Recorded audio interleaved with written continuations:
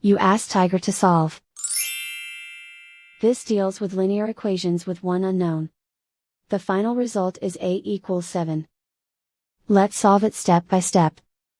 Group all a terms on the left side of the equation. Subtract 3a from both sides. Group like terms. Simplify the arithmetic.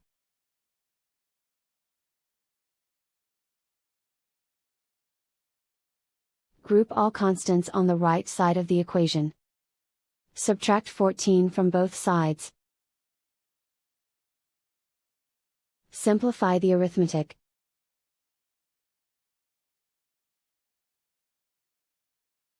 Isolate the a. Divide both sides by -2. Cancel out the negatives. Simplify the fraction. Cancel out the negatives. Find the greatest common factor of the numerator and denominator.